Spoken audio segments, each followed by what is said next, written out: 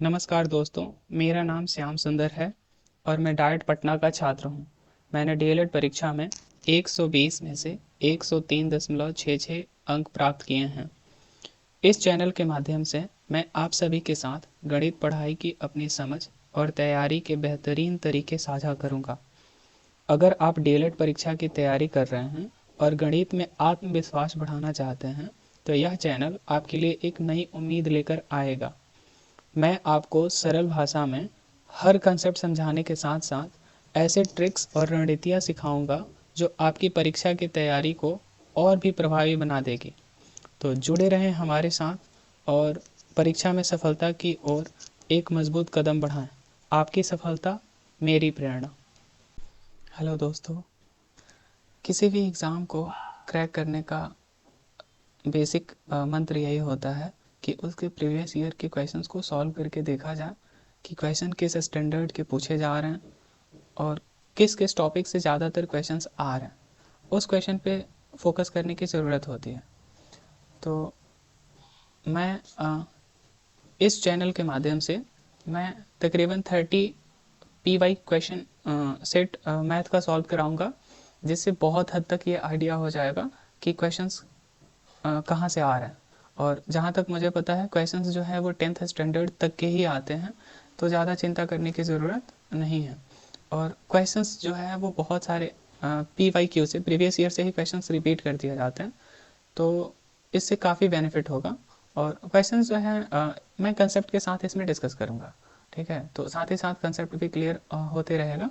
और जिस टॉपिक में आपको दिक्कत होगा आप नीचे कमेंट बॉक्स में टाइप करके सेंड कर देंगे, उसमें मैं डेडिकेटेड अलग से वीडियो में बना दूंगा उस टॉपिक पे। तो आइए देख शुरू करते हैं। Question number 21। क्वेश्चन नंबर 21 बोल रहा है अविरोधी समीकरण युग्म का डैश हल होता है। तो अविरोधी समीकरण होते क्या हैं, इसके लिए एक हम चार्ट देखते हैं। ये क्लास 10th का linear equation in two variable, दो चरों वाले समीकरण से ये क्वेश्चन पूछा गया है। इसमें जो दो समीकरण होते हैं, कोई भी दो समीकरण दे दिए जाते हैं और पूछे जाते हैं कि इसके कितने हल हैं, यानी x और y की कितनी वैल्यू पॉसिबल है कि इसमें रखने पे दोनों इक्वेशन सॉल्व हो जाए, है ना। तो ये जो कुछ अनुपात दिए गए हैं, जैसे अगर A1 बटा A2 is not equal to B1 बटा B2, अगर इनका रेशियो बराबर नहीं है तो इनको बोला जाता है ये प्रतिच्छेदी रेखाएं हैं, यानी ये एक दूसरे को कट करती हैं, है ना। अगर इनका ग्राफ खींचा जाए तो कुछ एक दूसरे को कट करते हुए एक पॉइंट पे दिखती हैं। तो इसके केवल और केवल एक हल होंगे, क्योंकि ये दोनों रेखाएं एक ही बिंदु पे अपने आप को काटती हैं। अगर A1 बटा A2 बराबर B1 बटा B2 बराबर C1 बटा C2 हो, अगर इनका रेशियो, तीनों का रेशियो बराबर हो, तो इस तरह की अगर रेखाओं का हम ग्राफ बनाएं तो इसमें होती क्या है कि एक रेखा दूसरी रेखा के ऊपर ही चली जाती है। तो इससे होता क्या है कि ये हर एक पॉइंट पे टच करती हैं, जिनको हम संपाती रेखाएं बोलते हैं, और इनके ना अनेक हल होते हैं। तो ये क्वेश्चन बहुत बार पूछा जाता है कि किसके कितने हल होते हैं, तो ध्यान रखिएगा। और अगर A1 बटा A2 B1 बटा B2 is not equal to C1 बटा C2 हो, तो इस कंडीशन में अगर इन दोनों रेखाओं का ग्राफ खींचा जाए तो ये एक दूसरे की पैरेलल चली जाती है, एक दूसरे के समांतर चली जाती है। तो ये एक दूसरे को किसी भी पॉइंट पे कट नहीं करती हैं, इसलिए इनका कोई हल नहीं होता, एक भी सॉल्यूशन नहीं मिलता, ठीक है। तो इन रेखाओं को अलग अलग नामों से जाना जाता है जो उस क्वेश्चन में पूछा हुआ। जैसे जो इंटरसेक्टिंग लाइन है, प्रतिच्छेदी रेखा है, ये एक दूसरे को कट कर रही है, संपाती भी कट कर रही है। तो इनको ना इन दोनों के दोनों रेखाओं को, इन दोनों के दोनों रेखाओं को अविरोधी कहा जाता है, अविरोधी रेखा, क्योंकि ये एक दूसरे का विरोध नहीं करती हैं, कट कर देती हैं। जबकि ये रेखा जो है, समांतर वाली रेखा है, ये एक दूसरे का विरोध कर रही हैं, इसलिए इन्हें विरोधी रेखा भी कहा जाता है। इन दोनों को इंग्लिश में कंसिस्टेंट और इनको बोला जाता है इनकंसिस्टेंट। तो आइए देखते हैं इसका क्या आंसर होगा। आइए देखते हैं इनका क्या आंसर होगा। तो अविरोधी समीकरण, अविरोधी का मतलब जो विरोध नहीं करती हैं, जो विरोध नहीं करती हैं। इट मीन्स अगर ग्राफ के हिसाब से देखा जाए तो प्रतिच्छेदी रेखाओं के बारे में भी बोल रहा और संपाती रेखाओं के बारे में भी बोल रहा है, एक दूसरे के ऊपर जाती हैं। तो इसका तो सिर्फ और सिर्फ एक सॉल्यूशन होता है, एक हल होता है, और इसके अनेक होते हैं, अनेक। मतलब अनगिनत हो सकते हैं। तो इसका आंसर हो जाएगा एक और अनंत हल। तो इसका ऑप्शन बी सही होगा। आगे के क्वेश्चंस देखते हैं। Question number 22। क्वेश्चन नंबर 22 बोल रहा कि एक साइकिल को 500 रुपये के तुरंत भुगतान में दिया गया, मतलब 500 रुपये आपको इंस्टेंट पे करने हैं, 500 रुपये अभी देने हैं आपको।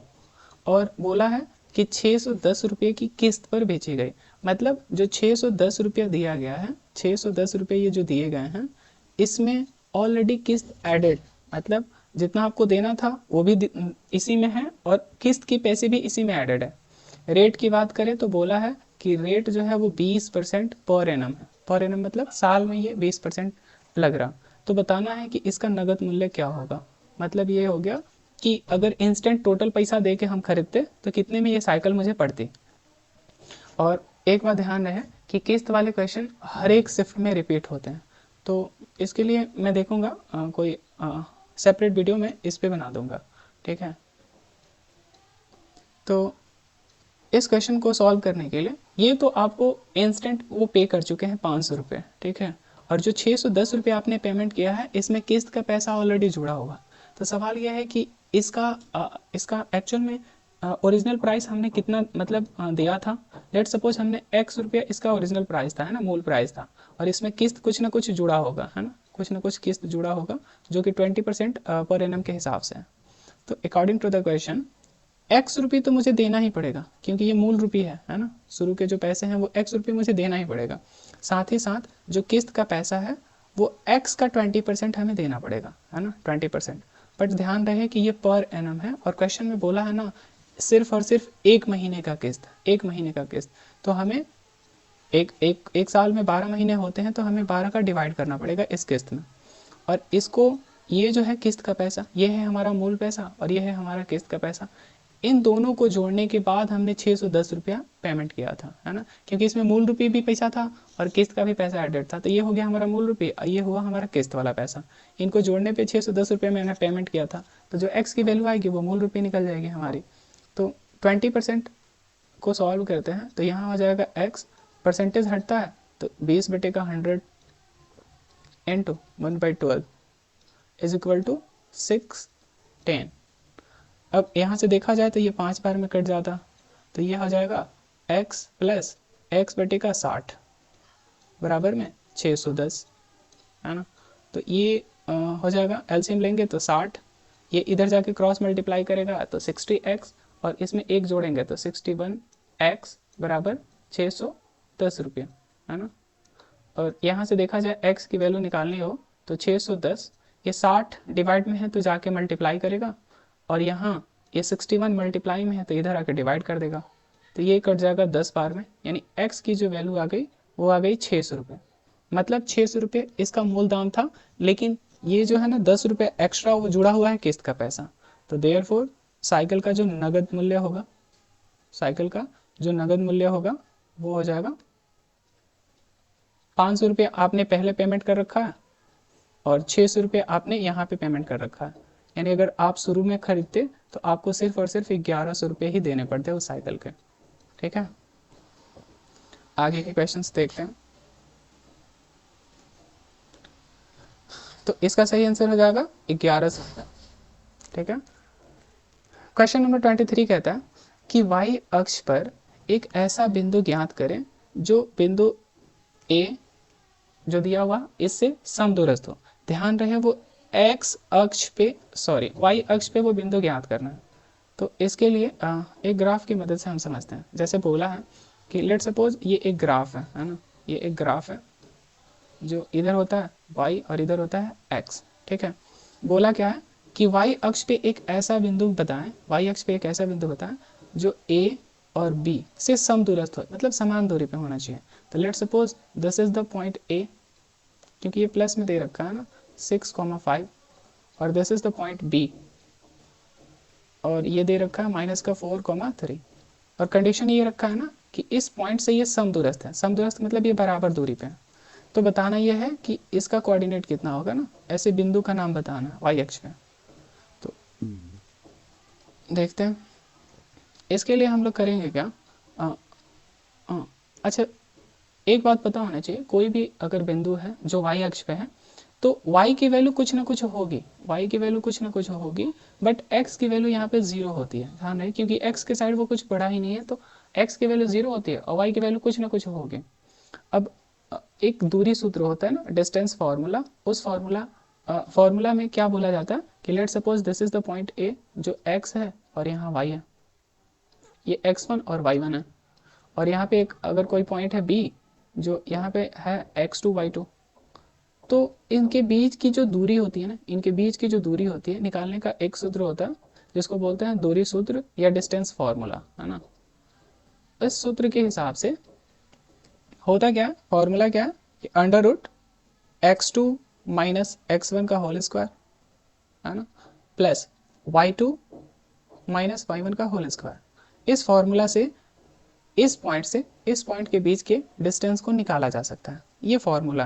तो ये फॉर्मूला हम लोग अप्लाई करते हैं इस लाइन के इस दो पॉइंट के बीच की दूरी को हम इसी फॉर्मूला के हिसाब से अगर निकालना चाहें तो ध्यान रहे इसमें से, है ना, x2 में से x1 को घटाते हैं, है ना, x2 में से x1 को घटाते हैं, x1 को घटाते हैं और इसका क्या कर देते हैं स्क्वायर, क्या कर देंगे स्क्वायर, प्लस ये है y2 minus y1, y2 minus y1, इसका क्या कर देते हैं स्क्वायर, बराबर में, क्योंकि ये दूरी बराबर है, क्वेश्चन में बोल रखा है कि ये समदूरस्थ है, तो फिर इनके बीच की जो दूरी होगी ये भी बराबर होगी, ये भी दूरी बराबर ही होगी, तो इसमें से घटाते हैं x1 minus sorry x2 minus x1, तो ये हो जाएगा 0 माइनस 6 का होल स्क्वायर और प्लस ये हो जाएगा y minus 5, y2 minus y1 यानी 5 का होल स्क्वायर।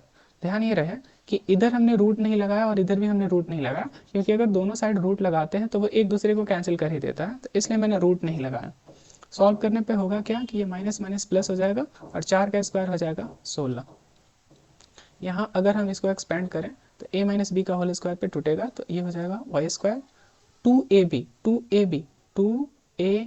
यानी 3 दूना 6 6y, है ना, और फॉर्मूले में यहाँ होता है प्लस और 3 का स्क्वायर हो जाएगा 9, ठीक है। यहाँ अगर देखेंगे घटाएंगे तो माइनस 6 का स्क्वायर करेंगे तो 36 हो जाएगा, प्लस इसको एक्सपेंड करते हैं a माइनस बी के होल स्क्वायर पे, तो ये हो जाएगा a स्क्वायर और माइनस का 2ab यानी 5 दूना 10y और प्लस का 25, ठीक है, 5 का स्क्वायर 25। यहाँ भी वाई स्क्वायर प्लस में है, यहाँ भी वाई स्क्वायर प्लस में है, तो जब इसको उधर हम ट्रांसफर करेंगे तो ये एक दूसरे को कैंसिल कर देगा, है ना, ये एक दूसरे को कैंसिल कर देगा। अब करते क्या है ना, 10y को इधर लाते, पहले इसको जोड़ लेते हैं, 16 और 9 यहाँ है माइनस का 6y प्लस 16 और 9 25, है ना, बराबर ये हो जाएगा 36 और ये है 25, 36 25 6 5 11 3 2 5 1 6 61 और माइनस का 10y, क्या करते हैं माइनस का 10y को इधर लाते हैं 25 को इधर भेजते हैं, तो ये माइनस का है तो इधर आके प्लस हो जाएगा 10y, इधर माइनस का 6y बराबर ये 61 ऑलरेडी है, इधर से ये जाएगा तो इधर घट जाएगा 25, है ना, तो यहाँ बचेगा कितना 4y और यहाँ घटाने पे 6 और यहाँ 5 में से 2 गया 3, तो यहाँ y की जो वैल्यू आ जाएगी ये 4 से इधर जाके कैंसिल आउट होगा तो 9 आ जाएगी, यानी यहाँ पे जो y की वैल्यू है ना, y की वैल्यू यहाँ पे जो y की वैल्यू है वो 9 आ चुकी है, यानी वह जो पॉइंट होगा ना, वो जो पॉइंट रिक्वायर्ड पॉइंट जिसको हमसे पूछा गया, तो x की वैल्यू तो 0 है और y की वैल्यू कितनी आ गई है 9, तो हमारा करेक्ट आंसर हो जाएगा 0,9। ये समझाने में मुझे बहुत टाइम लग रहा, बट जब आप प्रैक्टिस करेंगे तो ये बहुत जल्दी जल्दी क्वेश्चन सॉल्व हो जाते हैं, ठीक है, और सारे क्वेश्चन टाइम टेकिंग नहीं होते हैं, कुछ क्वेश्चन तो देखते देखते ही बन जाते हैं, तो घबराना नहीं है कि बड़ा क्वेश्चन आ रहा है, ठीक है। आगे के क्वेश्चंस देखते हैं, तो हमारा आंसर इसमें आया था ये, है ना, 0,9, तो सही आंसर ये होगा। क्वेश्चन नंबर 4 देखते हैं, 24, है ना, क्वेश्चन नंबर 24 बोल रहा कि एक्स स्क्वायर प्लस ए एक्स माइनस बी के शून्यक एक दूसरे के व्युत्क्रम हो तो बी की वैल्यू बतानी है ना, तो क्वेश्चन दे रखा, late suppose this is the equation P x, है ना, हमने नाम दे रखा दिस इज एक्स स्क्वायर, ये है ए एक्स और माइनस का बी, है ना, और बोला है कि शून्य एक दूसरे के व्युत्क्रम है, मतलब एक दूसरे के उल्टा है ना। तो बी की वैल्यू बतानी है, देन बी बराबर व्हाट, क्वेश्चन में ये दे रखा है। तो इसको सॉल्व करने के लिए कुछ कंसेप्ट पहले पता होना चाहिए। जैसे अगर स्टैंडर्ड फॉर्म की बात किया जाए, स्टैंडर्ड फॉर्म की, तो जो क्वाड्रेटिक इक्वेशन होता है वो होता है a x square plus b x plus c बराबर ज़ीरो। ये एक स्टैंडर्ड फॉर्म है ना, क्वाड्रेटिक इक्वेशन का एक स्टैंडर्ड फॉर्म है। इसी से सारा का सारा तुलना करके निकाला जाता है। और इसमें होता क्या है ना, जो इसके सॉल्यूशंस होते हैं, एक ऐसी वैल्यू जो इसमें रखने पे ज़ीरो कर दे, उसको हम इसका सॉल्यूशन बोलते हैं, हल बोलते हैं। तो जो इसके मूल होते हैं ना, मूल जो सॉल्यूशन होते हैं, इसके पावर में दो है तो इसके दो सॉल्यूशन होंगे।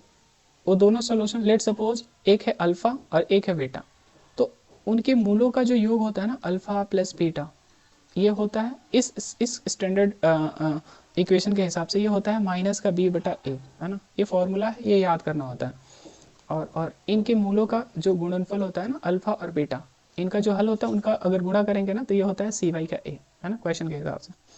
अब एक बात ध्यान रखना है कि क्वेश्चन में ये बोल रखा है, क्वेश्चन में क्या बोला है कि इनके जो ये मूल है ना, वो एक दूसरे के रिवर्स में है। तो लेट सपोज हमने माना कि एक मूल है अल्फा, है ना, तो दूसरा हम बीटा ना मान के एक बटा अल्फा मान लेते हैं, क्योंकि ये एक दूसरे के क्या है, रिवर्स है। क्वेश्चन में ही दे रखा था व्युत्क्रम में। तो इस हिसाब से अगर इस फॉर्मूले में रखा जाए, यहाँ पे इस फॉर्मूले की जरूरत नहीं पड़ रही है, इस फॉर्मूले में रखा जाए तो देखें अल्फा क्या है, अल्फा अल्फा ही है, और बीटा इसके रिवर्स में है, क्या है, रिवर्स में है। और यहाँ पे अगर ध्यान से देखा जाए ना, तो सी के जगह पे यहाँ पे क्या दे रखा है, सी के जगह पे यहाँ पे बी माइनस का बी दे रखा है। सी के जगह पे अगर इससे तुलना की जाए तो सी के जगह पे माइनस बी दे रखा है। और यहाँ ए के जगह पे यहाँ वन छिपा रहता है ना, बगल में वन कॉफिशिएंट होता है, तो ये वन हो गया। अल्फा से अल्फा कैंसिल आउट हो गया, और ये वन आके इधर मल्टीप्लाई हो जाएगा, तो वन बराबर माइनस बी। माइनस को इधर ना रख के माइनस का इधर भी और इधर भी दोनों साइड मल्टीप्लाई करेंगे, तो ये बी की जो वैल्यू हो जाएगी वो हो जाएगी माइनस वन। और यही हमारा करेक्ट आंसर होगा, क्योंकि वो बी की वैल्यू पूछ रखा था।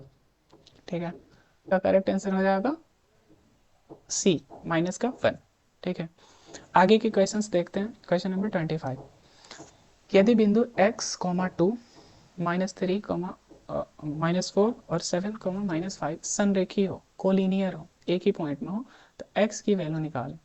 तो ये कोऑर्डिनेट जो ज्योमेट्री है, इससे बहुत सारे क्वेश्चंस देखने को मिल रहा है, तो ये पढ़ना ज़रूरी है। ठीक है, तो इसमें बोला है ना, ये तीन पॉइंट्स हैं और तीनों के तीनों संरेखी हैं। Let suppose this is the point A, this is the point B और this is the point C. संरेखी कहने का मतलब होता है कि तीनों के तीनों एक ही लाइन में है, सीधी रेखा पे है। इसका वैल्यू लेट सपोज x, 2 दे रखा है, यहाँ पे दे रखा है माइनस का 3, माइनस का 4, और यहाँ पे सी की वैल्यू 7, माइनस का 5 दे रखा है ना। तो पूछा है x की वैल्यू निकालें, ये x की वैल्यू पूछ रखी है। तो देखते हैं इस तरह के क्वेश्चंस में। हाँ, तो अगर तीन पॉइंट संरेखी हो, let's suppose A B C, तो तीनों के तीनों अगर संरेखी जा रही, मतलब कोलिनियर है, इट मीन्स ये तीनों के तीनों एक ही रेखा में। तो इसमें कंसेप्ट ये काम करता है ना कि अगर तीनों के तीनों पॉइंट्स अगर संरेखी न होती तो यहाँ पे ना ये एक त्रिभुज बन जाता है ना। बट यहाँ पे त्रिभुज बनने का कोई पॉसिबिलिटी नहीं है। तो इस तरह के क्वेश्चन में त्रिभुज के क्षेत्रफल के बेस पे काम किया जाता है, क्योंकि अगर यहाँ त्रिभुज का क्षेत्रफल, यहाँ त्रिभुज बन ही नहीं पाएगा, तो इसका क्षेत्रफल 0 हो जाएगा। और त्रिभुज के का जो क्षेत्रफल निकालने का फॉर्मूला होता है, ये थोड़ा सा टेढ़ा है, आपको याद करना पड़ेगा, है ना। इस तरह का, जैसे त्रिभुज का क्षेत्रफल क्या होता है, 1/2 बेस गुणे हाइट, है ना, ऊंचाई, ये निकाल लेते हैं। बट ये जो है ना कोऑर्डिनेट ज्योमेट्री है, इसमें त्रिभुज का अगर क्षेत्रफल निकाला ना, त्रिभुज का क्षेत्रफल, ट्रायंगल का क्षेत्रफल, तो उसके लिए फॉर्मूला होता है, याद भी कर लीजिएगा, ये होता है 1/2। याद करने का सिंपल सा ट्रिक ये है कि यहाँ पे आपको लिखना है x1, यहाँ लिखना है x2 और यहाँ लिखना है x3, है ना। और यहाँ पे देना है ब्रैकेट्स, बीच में प्लस प्लस का साइन रहेगा, है ना। यहाँ है प्लस और यहाँ भी है प्लस, है ना। अब बात ध्यान देने वाली बात यह है ना कि बीच में रहेगा y, है ना, y। अब यहाँ 1 है ना, 1, तो 1 के बाद क्या आता है 2 माइनस y3, इस तरीके से याद रखेंगे। 2 के बाद क्या आता है 3, तो y3 माइनस y1 है ना, क्योंकि 3 ही एंटिटी है ना। और यहाँ पे अगर 3 है तो ऑलरेडी y कहाँ से स्टार्ट होगा 3 के बाद, फिर 1, फिर यहाँ पे 2। इस तरीके से ये त्रिभुज का क्षेत्रफल निकालने का फॉर्मूला है, थोड़ा लेंदी है बट इस तरीके से आप याद रख सकते हैं। और अगर ध्यान से देखा जाए तो यहाँ पे तो कोई त्रिभुज बन ही नहीं रहा है क्योंकि संरेखीय है, तो इसका जो क्षेत्रफल होगा वो क्या हो जाएगा 0 हो जाएगा। तो इसकी मदद से यहाँ x की वैल्यू निकल सकती है। अब ध्यान रखेंगे ये है x1, ये है y1, ये है x2 y2, x3 y3। तो इस हिसाब से हम इसमें वैल्यू को पुट करते हैं, है ना। तो यहाँ हो जाएगा 1/2 x1 मीन्स x, y2 मतलब जैसे 2 आए तो इसमें भी आना है, और y का मतलब बाद वाला, तो ये हो जाएगा -4 है ना, माइनस y3, 3 मतलब इसमें आएंगे और y का वैल्यू बाद वाला होता है। तो ध्यान रहे कि यहाँ माइनस है और यहाँ पे भी माइनस है, तो ये सॉल्व करेंगे तो ये प्लस का हो जाएगा 5 है ना, प्लस। जैसे 2 आया इसमें आएंगे और फर्स्ट वाला x की वैल्यू होती है, तो ये हो जाएगा -3, क्या हो जाएगा -3। तो होगा क्या प्लस माइनस ये माइनस ही कर देगा, तो इसको हम लोग क्या लिख देंगे -3 है ना। और 3 मतलब इसमें आते हैं और y है तो बाद वाला होगा, तो ये हो जाएगा -5 माइनस। अब y1 1 मतलब इसमें आएंगे और 1 का मतलब बाद वाला, तो ये हो जाएगा यहाँ पे वैल्यू 2 प्लस 3 मतलब थर्ड वाले में आएंगे और यहाँ पे x की जगह पे 7 है, और y1 यानी फर्स्ट वाले में आएंगे और यहाँ पे देखेंगे y मतलब बाद वाला होता है ना, तो ये हो जाएगा 2 माइनस y2 मतलब 2 वाले में आएंगे बाद वाला, तो ये हो जाएगा माइनस है, यहाँ ऑलरेडी माइनस है, यहाँ फॉर्मूला में भी माइनस है, तो माइनस माइनस प्लस हो जाएगा। और इसको सॉल्व करने पे ये वैल्यू आएगी 0 है ना। ध्यान रहे ये 1/2 है, तो 2 डिवाइड में उधर जाकर मल्टीप्लाई करेगा तो ये भी 0 हो जाएगा, तो उसको हम नहीं लिख रहे। यहाँ सॉल्व करेंगे तो यहाँ पे हो जाएगा प्लस का 5 और माइनस का 4, यानी यहाँ पे अल्टीमेटली बचेगा x है ना, x बचेगा, 1 का इसमें मल्टीप्लाई करेंगे तो x ही हो जाएगा। यहाँ पे देखते हैं माइनस का 5 माइनस का 2 माइनस का 7 और माइनस के 3 से जब मल्टीप्लाई करेंगे तो प्लस का 21 आ जाएगा है ना। यहाँ पे 4 और 2 6 और 6 का 7 से करेंगे तो 42 हो जाएगा है ना, 4 2 42 बराबर में कितना हो जाएगा 0। इनको जोड़ेंगे तो ये 3 हो जाएगा 6 हो जाएगा, प्लस में है x बराबर में क्या है 0। तो जो x की वैल्यू हो जाएगी वो क्या हो जाएगी और माइनस का 63, क्योंकि ये इधर जाएगा तो माइनस का हो जाएगा, और यही हमारा आंसर होगा। ठीक है, तो इस तरह के क्वेश्चन थोड़ा सा लेंदी टाइप के होते हैं, फॉर्मूला याद होना चाहिए, नहीं तो फिर ये क्वेश्चन छूट जाएगा है ना। आगे के क्वेश्चन देखते हैं, तो इस क्वेश्चन का आंसर हो जाएगा -63। क्वेश्चन नंबर 26 कह रहा पाई कैसी संख्या, किस प्रकार की संख्या।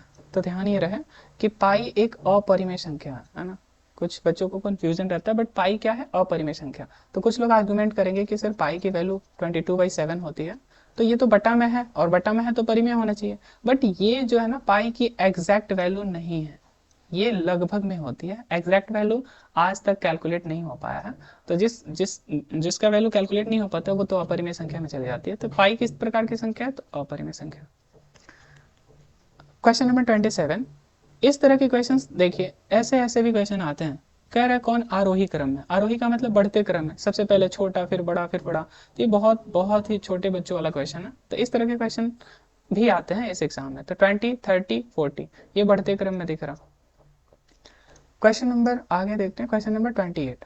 ये जो क्वेश्चन नंबर 28 है ये क्वेश्चन स्टैंडर्ड है, क्योंकि इस टाइप के जो क्वेश्चन आते हैं तो बच्चे जनरली छोड़ के आते हैं। तो इसके लिए ना मैं एक कंसेप्ट बता देता हूँ, क्योंकि जब चीज़ें रेशियो में कैलकुलेट करनी होती है, जैसे यहाँ त्रिज्या भी रेशियो में दे रखा है, यहाँ ऊंचाई भी रेशियो में दे रखा है, और आयतन का अनुपात ही पूछ रहा, मतलब रेशियो ही पूछ रहा, तो इसमें ना एक्स मतलब मानने की जरूरत नहीं पड़ती है, आंसर डायरेक्ट आ जाता है। तो क्वेश्चन की बात करें तो क्वेश्चन में क्या गिवन है, क्वेश्चन में गिवन है कि जो रेशियो है, वो रेशियो का अनुपात दे रखा है 2:3 है ना। और इसकी ऊंचाई की बात करें, ध्यान रहे ये सिलेंडर है, सिलेंडर का मतलब ये कुछ इस टाइप का फिगर होगा सिलेंडर। तो ये हो गया रेडियस और ये हो गया हाइट, बट ऐसे ऐसे कितने हैं, 2 हैं, कितने 2 हैं। तो यहाँ इसका रेडियस अलग होगा, इसका ऊंचाई अलग होगा। तो let suppose r1 h1 r2 h2 है ना। इसकी ऊंचाई का जो रेडियस दे रखा है वो 5, रेडियस 3 दे रखा है। तो पूछा है आयतन का रेडियस क्या होगा, है ना, सॉरी, ऊंचाई का अनुपात दे रखा है, रेशियो दे रखा है, तो वॉल्यूम का रेशियो पूछ रखा है, ये ना क्वेश्चन है। तो इस तरह के क्वेश्चन को सॉल्व करने के लिए हम रेशियो में ही चलते हैं, है ना। अब क्वेश्चन ये आता है कि इसका वॉल्यूम कैसे निकाला जाता है, फॉर्मूला क्या होता है।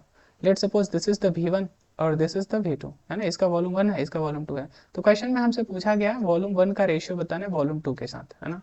तो क्वेश्चन के हिसाब से जो सिलेंडर का वॉल्यूम होता है वो होता है पाई आर स्क्वायर एच।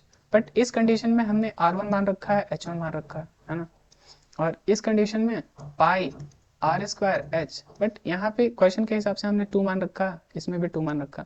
मैं इसमें x इसलिए नहीं लगा रहा हूँ ना, क्योंकि क्वेश्चन में रेशियो ही पूछ रखा। तो अगर इसको सॉल्व किया जाए तो पाई से पाई कैंसिल आउट हो गया। ध्यान रहे R1, this is the R1, R1 की वैल्यू कितनी दे रखी है 2, तो 2 का स्क्वायर कर देंगे, है ना। और बटा में R2 ये है ना R2, तो this is the R2, R में ये R1 है, ये R2 है, तो दिस इज द R2, तो 3 का स्क्वायर मल्टीप्लाइड बाई H1 की बात करें ना, H1, तो दिस इज द H1 और दिस इज द H2, ये है R1 R2 H1 H2, है ना, ये पहले वाला ये बाद वाला। तो H1 की वैल्यू कितनी दे रखी है 5 और H2 की वैल्यू कितनी दे रखी है 3। तो इसको सॉल्व करने पे कितना होगा, 2 दूना 4, 4 बच्चों 20, और यहाँ पे 3 3 जा 9, 9 3 जा 27, यानी ये जो वैल्यू आ गई वो 20:27, है ना। तो this is the correct answer of this question. तो इस तरह के जब भी क्वेश्चन है, अगर रेशियो पूछा जाए तो वैल्यू एक्स वाई मानने की जरूरत नहीं पड़ती है, क्योंकि अगर एक्स भी माने तो ऊपर नीचे कैंसिल आउट हो जाता है। तो इसका करेक्ट आंसर हो जाएगा 20:27, है ना। ऑप्शन नंबर डी, है ना। ध्यान रहे ये कंफ्यूजन दिया हुआ, तो 20:27 ही माने, है ना। क्वेश्चन नंबर 29, ये बोल रहा है ना, ये इसमें से किसके बराबर है ना। तो क्वेश्चन दे रखा है cos 4a minus sign to the power 4a, है ना, ये इसमें से किसके बराबर है। इस क्वेश्चन को सॉल्व करने के लिए बच्चे सबसे ज़्यादा इसी में डरते हैं, क्योंकि ना इसमें बहुत सारे आइडेंटिटी याद करनी पड़ती है। जैसे कुछ एंटिटी ऐसी है ना, वो आपको याद होनी ही चाहिए। जैसे हमने कहा sine square a plus cos square a, इसकी वैल्यू जो होती है वो 1 होती है ना। इसके अलावा sec square a minus tan square a, इसकी वैल्यू भी 1 होती है। ध्यान रहे यहाँ प्लस होता है, यहाँ माइनस होता है। Cosec square a minus cot square a, है ना, बराबर 1। तो ये कुछ आइडेंटिटी है जो आपको याद होनी ही होनी चाहिए। सबसे ज़्यादा ये फर्स्ट वाला यूज होता है, बट ध्यान रहे इस बीच में ये माइनस होता है और यहाँ पे ये प्लस होता है ना। तो बोला है इसकी वैल्यू बताना है ना, इसकी वैल्यू कितनी होगी, और वो भी कॉस के टर्म में दे रखा है। तो एक फॉर्मूला होता है, फॉर्मूला क्या होता है, ए स्क्वायर माइनस बी स्क्वायर। इस फॉर्मूले के हिसाब से होता है, एक बार हम इसको जोड़ देते हैं इनटू में, और एक बार क्या कर देते हैं, घटा देते हैं, है ना।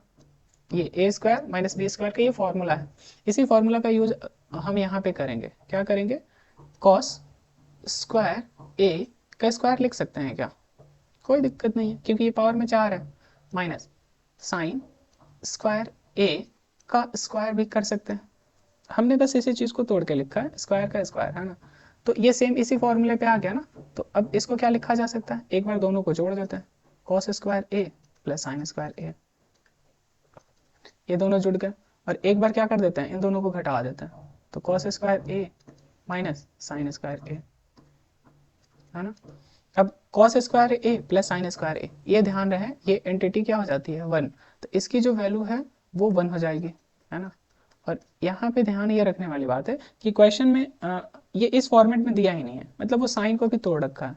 तो यहाँ देखें कॉस स्क्वायर ए माइनस, अब बता यहाँ अगर मुझे साइन स्क्वायर ए की वैल्यू चाहिए, साइन स्क्वायर ए की वैल्यू चाहिए, तो कॉस स्क्वायर ए को उधर भेजा जा सकता है, कॉस स्क्वायर ए को भेजेंगे तो माइनस में चला जाएगा, मतलब साइन स्क्वायर की जगह पे मैं 1, ये उधर जाएगा ना, तो कॉस स्क्वायर ए भी लिखा जा सकता है ना, साइन स्क्वायर ए को 1 माइनस कॉस स्क्वायर ए भी लिखा जा सकता है ना।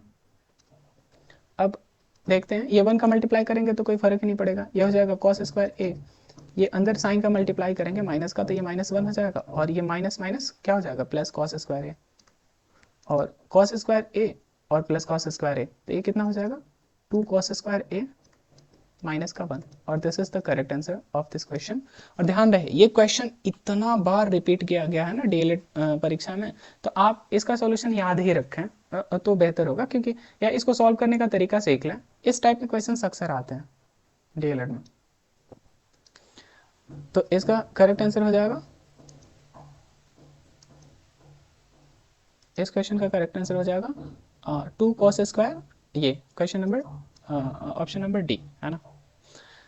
अगला क्वेश्चन देखते हैं, क्वेश्चन नंबर 30। किन मानों के लिए समीकरण दिस एक द्विघात समीकरण होगा? तो ध्यान ये रहे, द्विघात समीकरण होने के लिए, क्वाड्रेटिक इक्वेशन होने के लिए ये कंडीशन होता है कि x का पावर 2 रहे, इसकी डिग्री 2 रहे। तो ध्यान ये रहे, अगर इन केस a की वैल्यू अगर मैं 0 ले लूँ, a की वैल्यू 0 ले लूँ, तो ये एक्स स्क्वायर की वैल्यू क्या हो जाएगी? 0, यानी ये कंप्लीट 0 हो जाएगा, तो ये द्विघात ही नहीं रहेगा। तो ध्यान ये रहे कि a की वैल्यू 0 नहीं हो सकती। a की वैल्यू 0 को छोड़ के आप कोई भी वैल्यू a का रखो, b का रखो, c का रखो, सब चलेगा, बट a की वैल्यू 0 नहीं रख सकते, क्योंकि 0 रखेंगे एक्स स्क्वायर की वैल्यू 0 हो जाएगी। तो यहाँ पे ये वैल्यू 0 ना हो जाए, अगर 0 होगा तो द्विघात नहीं हो पाएगा, तो इसलिए यहाँ a की वैल्यू a नहीं हो सकती, बाकी सब कुछ हो सकता है। तो ऑप्शन नंबर बी होगा, a के सभी मान शून्य को छोड़कर, बस a 0 नहीं होना चाहिए, बाकी कोई भी वैल्यू यहाँ चल जाएगी। फिर से ये क्वेश्चन बहुत इंपॉर्टेंट है, और मैंने जब प्रिपरेशन कर रहा था तो उस समय तैयारी के दौरान मैंने देखा ये क्वेश्चन कई बार रिपीटेड है, तो इसका आप डायरेक्टली आंसर याद भी कर सकते हैं, बट मैं इसको सॉल्व करके दिखाता हूँ कि इसका आंसर क्या होगा। ठीक है,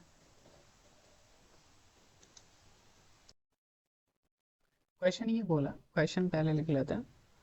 क्वेश्चन बोला √3 tan 10 degree plus √3 tan 20 degree plus tan 10 degree और tan 20 डिग्री, ये क्वेश्चन में दे रखा और पूछा है इसकी वैल्यू बताएं, है ना, कि इसकी वैल्यू क्या होगी। तो ऐसा तो हम लोगों ने पढ़ा नहीं है कि tan 10 का वैल्यू कितना होगा, ट्रिग्नोमेट्रिक रेशियो रख दें और सॉल्व कर दें। तो इसके लिए ना एक फॉर्मूला आपको आना चाहिए, है ना। वो फॉर्मूला क्या है? tan a प्लस बी की वैल्यू आनी चाहिए, है ना। tan a प्लस बी क्या, ये फॉर्मूला है, ये फॉर्मूला आप ध्यान में रखेंगे। फॉर्मूला क्या है कि अगर आप tan a प्लस बी की वैल्यू अगर पूछी जाए तो ये होती है tan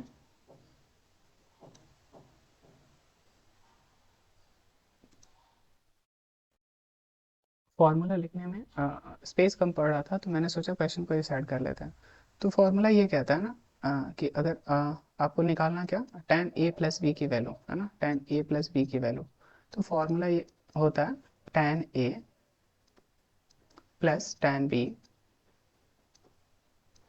बटे 1 minus tan a tan b। और ये क्वेश्चन बहुत बार रिपीट हुआ है, आगे के जब मैं सेट कराऊंगा तो उसमें आपको देखने को मिलेगा कि ये क्वेश्चन डायरेक्टली रिपीट करता है, और इसका आंसर डायरेक्ट आप याद भी कर सकते हैं, कई बार रिपीटेड क्वेश्चन है। तो इसी फॉर्मूला का यूज़ करके हम लोग यहाँ निकालेंगे, क्योंकि यहाँ 20 भी दे रखा है, 10 भी दे रखा है, 20 और 10, तो इनका सम जो होता है वो 30 होता है, और tan 30 डिग्री की वैल्यू हमें पता है। तो आप बताइए क्या इसको हम लिख सकते हैं, tan 30 डिग्री जो है उसको मैं लिख सकता हूँ क्या, tan 10 degree plus tan 20 degree. और देखिए यही तो फॉर्मूला बन गया ना a प्लस बी, क्योंकि इसमें 10 और 20 दिख रहा था, तो इस फॉर्मूले पे तोड़ा जा सकता है। फॉर्मूला के हिसाब से क्या हो जाएगा, tan 10 degree plus tan b की जगह पे 20 है तो 20 डिग्री।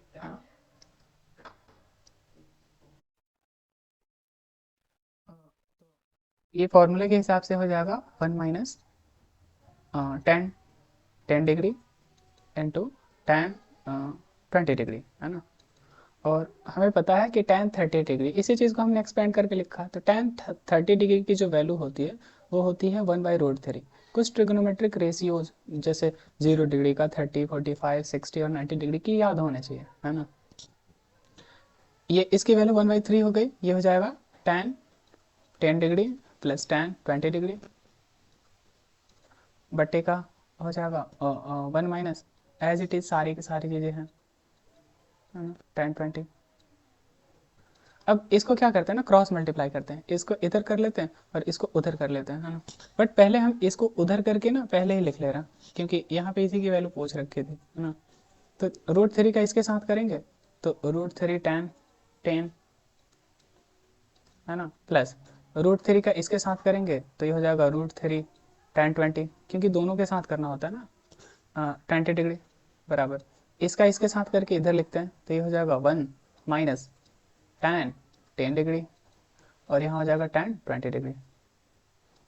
अब ये माइनस में टर्म है तो इधर ला देते हैं तो ये प्लस का हो जाएगा, तो ये हो जाएगा √3 tan 10 degree plus √3 tan 20 degree और ये माइनस का था तो इधर आके प्लस का हो जाएगा tan 10 डिग्री और tan 20 डिग्री और बराबर में क्या बचा, तो इस साइड बचा है 1। तो इस पूरे से बड़े क्वेश्चन का आंसर होगा 1 डिग्री। तो ये क्वेश्चन बहुत इंपॉर्टेंट है, आई रिपीट ये बहुत इंपॉर्टेंट है। इस क्वेश्चन का आंसर आप डायरेक्ट भी याद कर सकते हैं, ये कई बार रिपीट कर चुका है ये क्वेश्चन। तो इस क्वेश्चन का आंसर हुआ 1। क्वेश्चन का आंसर 1 हुआ है ना। आगे के क्वेश्चंस देखते हैं।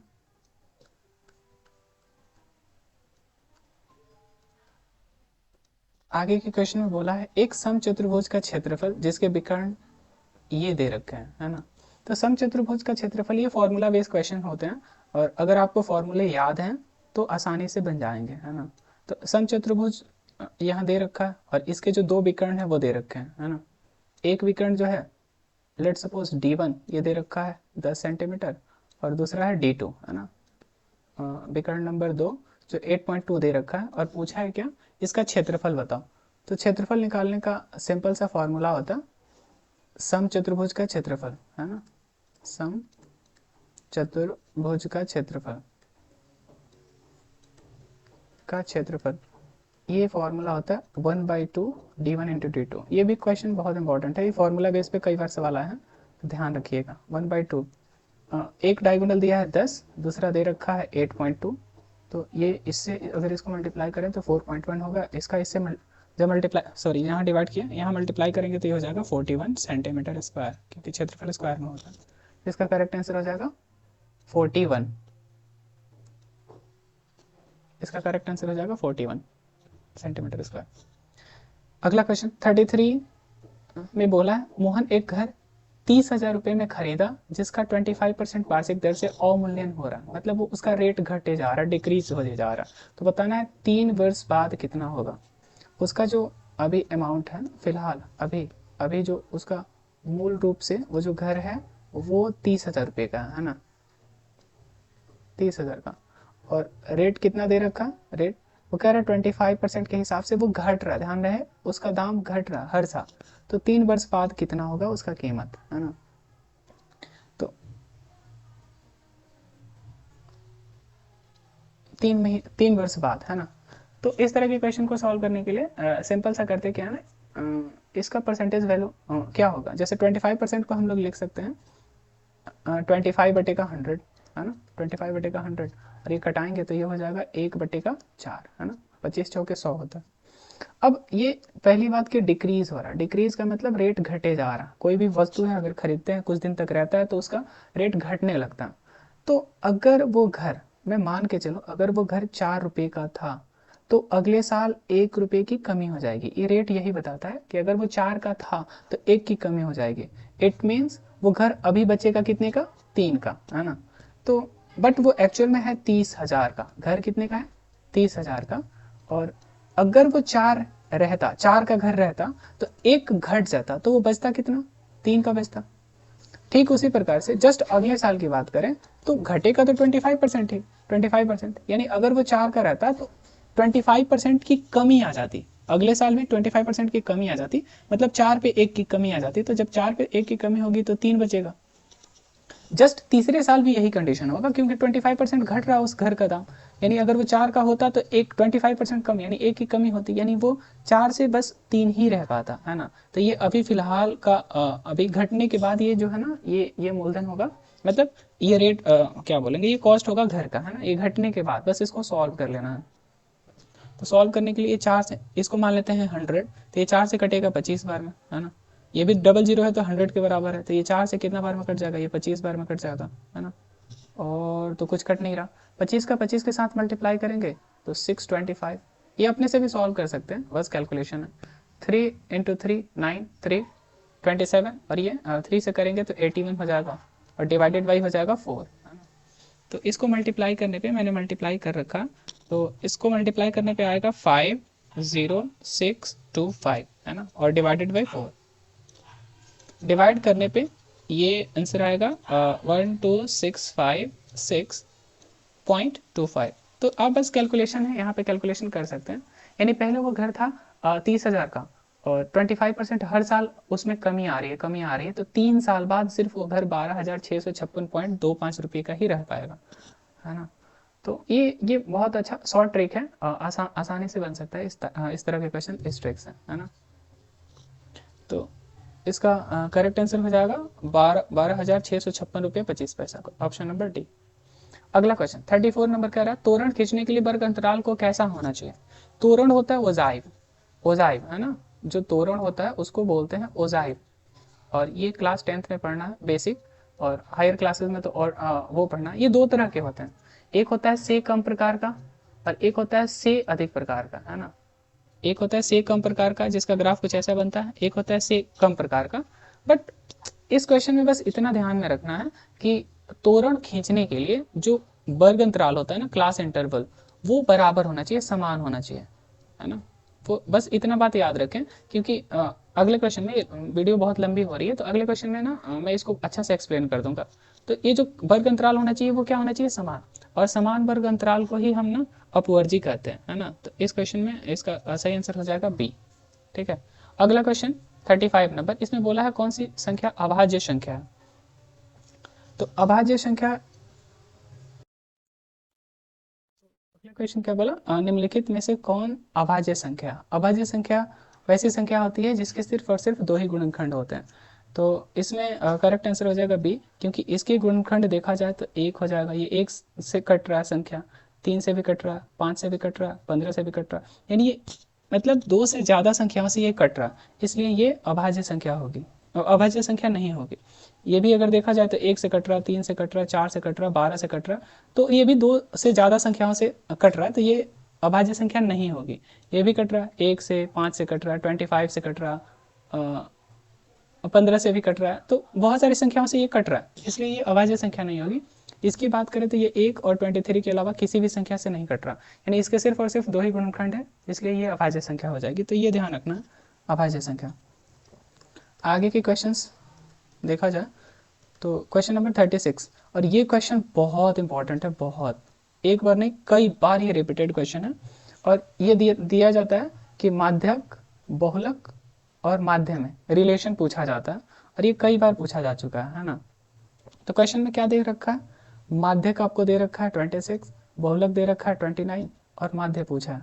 तो एक बात ध्यान ये रखने वाली बात है कि फॉर्मूला जो होता है ना इन तीनों के बीच में रिलेशन, वो फॉर्मूला है 3 माध्यक या माध्यिका, दोनों बोला जा सकता है ना, यहाँ पे दोनों दे देता है, माध्यक बराबर बहुलक, ये फॉर्मूला है, बहुलक प्लस 2 माध्य, है ना, ये फॉर्मूला। अब फॉर्मूले के हिसाब से अगर देखा जाए तो यहाँ माध्यक कितना दे रखा है, तो माध्यक दे रखा है 26, माध्यक दे रखा है 26, इसमें 3 का मल्टीप्लाई करना होगा, है ना।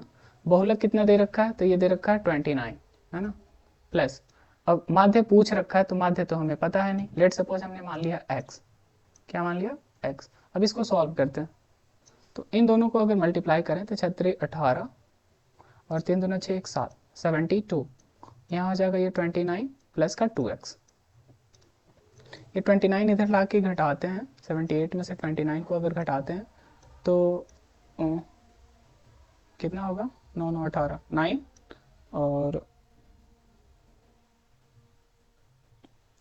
और ठीक है 9, और यहाँ पे बच जाएगा 6, यहाँ हो जाएगा 49, बराबर में हो जाएगा 2x। तो जो x की वैल्यू आ जाएगी यानी माध्य बराबर हो जाएगा 49 बटे का 2। तो देखते हैं ऑप्शन में है क्या ये क्वेश्चन, 49 बटे का 2, ठीक ठीक ठीक। तो आंसर में हमारा आया था 49 बटे का 2, 49 बटे का 2, इसका जब आधा करेंगे तो ये हो जाएगा 2, 4 दूना 8 और 5 दूना 10, यानी 24.5, 24.5, ऑप्शन नंबर डी। ठीक है, वो कटा के लिख दिया। अगला क्वेश्चन देखते हैं 37, कह रहा त्रिभुज में कम से कम कितने न्यून कोण हो सकते हैं, कम से कम। तो न्यून कोण की बात किया जाए तो कितने न्यून कोण हो सकते हैं, इसके लिए अगर हम देखें तो अगर न्यून कोण त्रिभुज है तो इसमें तीनों के तीनों कोण न्यून कोण होते हैं, तीनों के तीनों कोण न्यून कोण होते हैं। अगर राइट एंगल में देखा जाए, राइट एंगल में ये 90 डिग्री है तो यहाँ पे दो न्यून कोण हो जाते हैं, है ना। और अगर अधिक कोण त्रिभुज देखा जाए, ऑब्ट्यूज एंगल, तो इसमें तो ये अधिक कोण है, दो ठो न्यून कोण हो जाते हैं। यानी एक त्रिभुज में कम से कम दो न्यून कोण होंगे ही होंगे, कम से कम दो न्यून कोण होते ही होते हैं। और ज़्यादा से ज़्यादा पूछा जाए तो इस क्वेश्चन का आंसर हो जाएगा 3, है ना। तो क्वेश्चन के हिसाब से क्वेश्चन में पूछ रखा है कि कम से कम कितने हो सकते हैं न्यून कोण, तो वो कम से कम दो होने ही चाहिए, है ना। चाहे कोई भी त्रिभुज बनाइए, दो न्यून कोण होने ही चाहिए। अगला क्वेश्चन, रैखिक समीकरण के दिस के मतलब किस समीकरण की यह हल है। तो इस टाइप के क्वेश्चन को ना ऑप्शन से बनाना बेहतर होता है, क्योंकि ये हल दे रखा है तो इनको ना इसमें पुट करने पे चेक करते हैं कि कौन बराबर आ रहा। अगर फर्स्ट वाले को रखा जाए, ये है x की वैल्यू, ये है y की वैल्यू, तो यहाँ पे अगर देखा जाए तो 2 x की जगह पे दे रखा है माइनस का 2 और यहाँ पे y की जगह पे दे रखा है 2, तो ये तो आंसर हो ही नहीं सकता, ये बराबर पॉसिबल ही नहीं है। ये x और y बराबर, और यहाँ पे अगर मैं x के जगह पे -2 रखूँ और y के जगह पे 2 रखूँ तो ये भी बराबर नहीं है, ये भी पॉसिबल नहीं है, ये इक्वेशन नहीं हो सकता। इसको रख के देखते हैं इसमें, तो ये हो जाएगा x के जगह पे -2 और यहाँ 2 और y के जगह पे 2, फिर भी ये बराबर नहीं हो रहा, तो एक ही ऑप्शन बचा डी। और इसमें रख के देखने पे ये बराबर भी हो रहा है ना।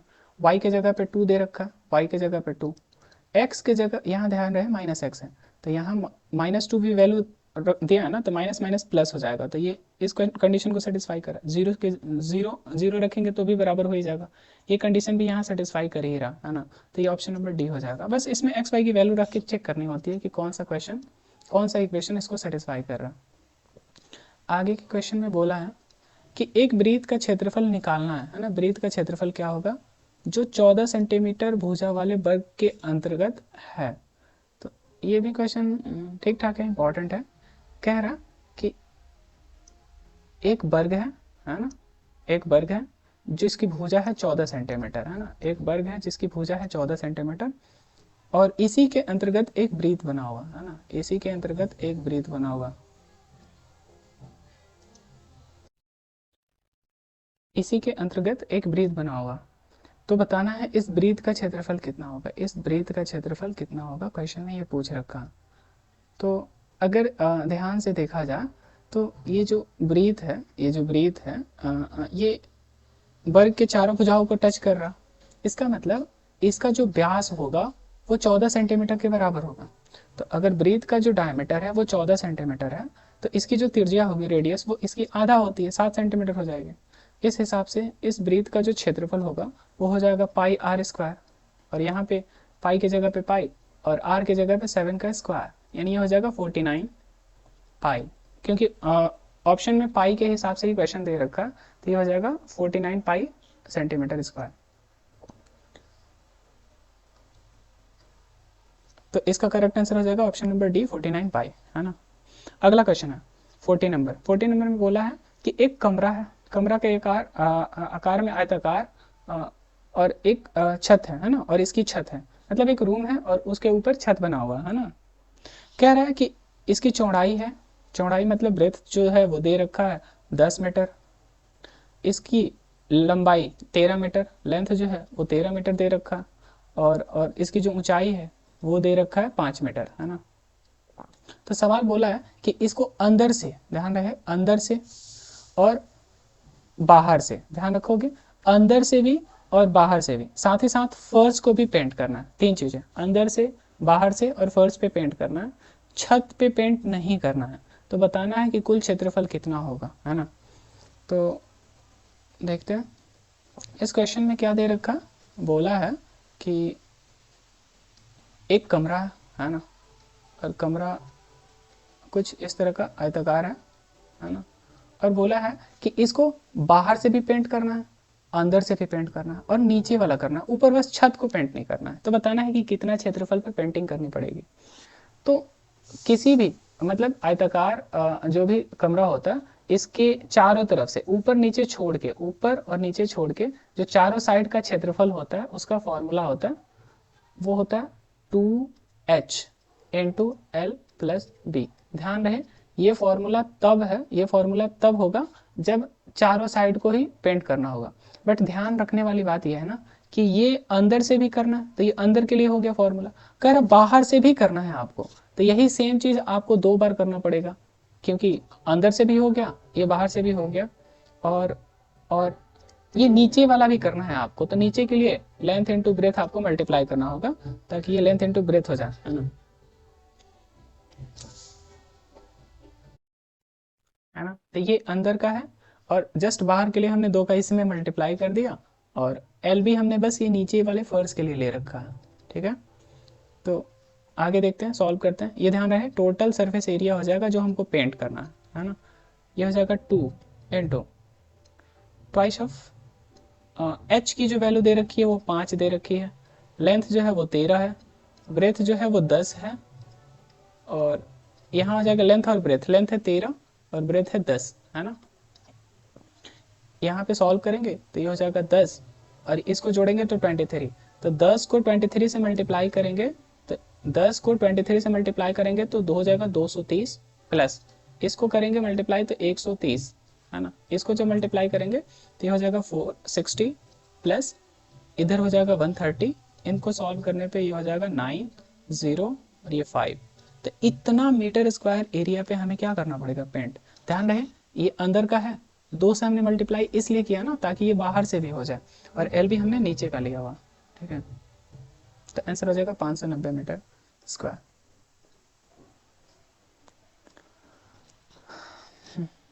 ये हो जाएगा 590 मीटर स्क्वायर। आगे का क्वेश्चन देखते हैं, क्वेश्चन नंबर 41।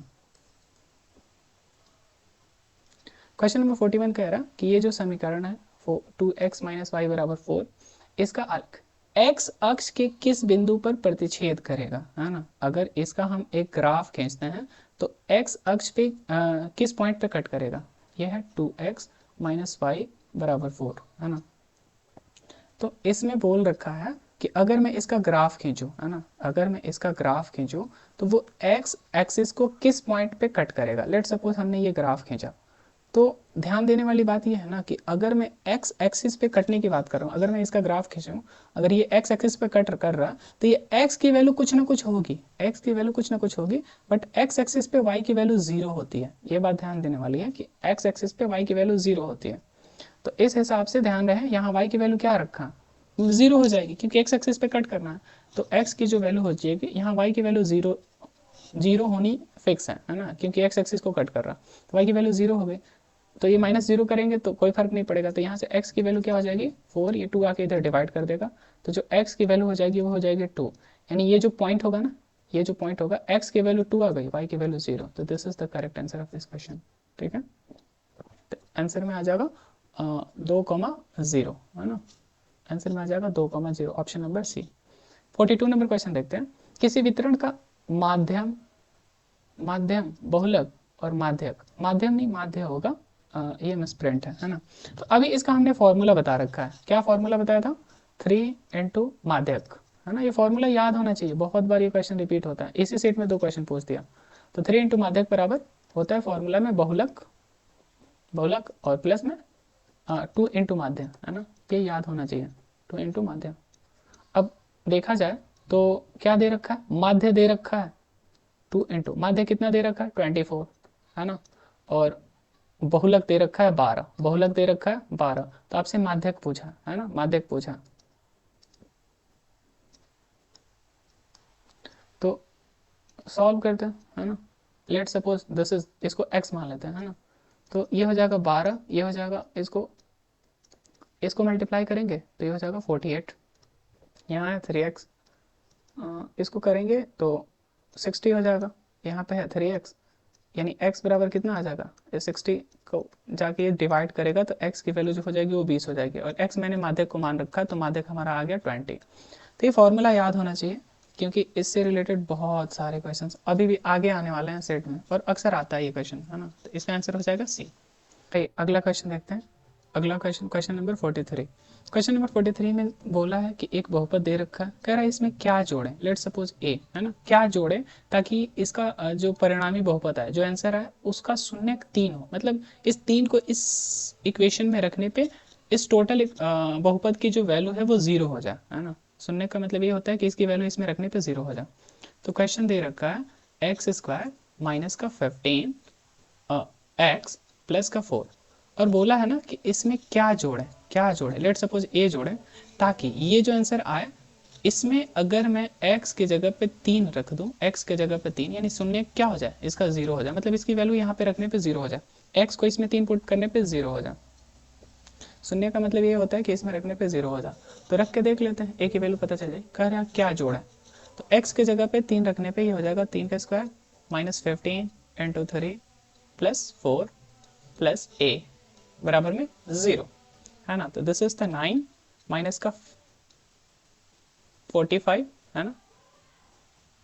नहीं, आई थिंक क्वेश्चन में 5 है ना। यस, क्वेश्चन में 5 है, this is my mistake. Question में 5 है, तो यहाँ पे 5 रखने पे कितना हो जाएगा 15, 5 रखने पे 15 प्लस का हो जाएगा 4 प्लस का a बराबर में जीरो, है ना। इसको सॉल्व करने पे 9 4 13, 9 4 13, और 13 में से 15 घटाएंगे तो ये हो जाएगा माइनस का 2 प्लस का a बराबर जीरो, यानी a की वैल्यू हो जाएगी, ये उधर जाएगा तो प्लस का हो जाएगा, यानी a की वैल्यू 2 आई, मतलब इस इक्वेशन में 2 जोड़ने पे इसका शून्य क्या हो जाएगा 3 हो जाएगा। तो इस क्वेश्चन का सही जवाब हो जाएगा 2, है ना। अब ये क्वेश्चन नंबर 44 कह रहा है ना 0.12 112 1112 फिर 111, मतलब यहाँ पे कोई रिपीटेशन नहीं हो रहा। तो जब भी इस तरह का संख्या है ना जिसमें कोई संख्या रिपीट ही ना करे, है ना, जिसके ऊपर बार नहीं लगा सकते, ये सारी की सारी संख्याएं अपरिमेय संख्या होती है। रूट वाली संख्याएं भी अपरिमेय संख्या होती है जिसकी वैल्यू नहीं निकल पाती है। रूट वाली वो सारी संख्याएं जो क्यूब रूट में होती है जिसकी वैल्यू नहीं निकल पाती, वो भी अपरिमेय संख्या होती है। जो रिपीट नहीं करती है वो भी अपरिमेय संख्या होती है। पाई भी अपरिमेय संख्या है, तो ध्यान रहे जो संख्या रिपीट नहीं करती है वो अपरिमेय हो जाती है ना। Question number last, question number 45। Question number 45 में बोल रखा कि sine alpha plus sign beta बराबर 2। तो आपसे पूछा है क्या, cos square alpha plus cos square beta की वैल्यू कितनी होगी, है ना, ये क्वेश्चन में दे रखा। तो इसमें ना एक ट्रिग्नोमेट्री की बेसिक कंसेप्ट लगेगी, है ना। साइड में इतना, हाँ, तो ये जो क्वेश्चन है इसमें ना ट्रिग्नोमेट्री के बेसिक कंसेप्ट यूज होंगे। ये बात पता होनी चाहिए कि जो साइन की वैल्यू होती है ना, जो साइन का रेंज होता है ना, किसके किसके बीच में पॉसिबल है ना। तो साइन की जो रेंज होती है ना, साइन अल्फा या साइन बीटा जो भी हो, इसकी जो रेंज होती है इसकी वैल्यू -1 से लेके 1 के बीच में पॉसिबल है ना।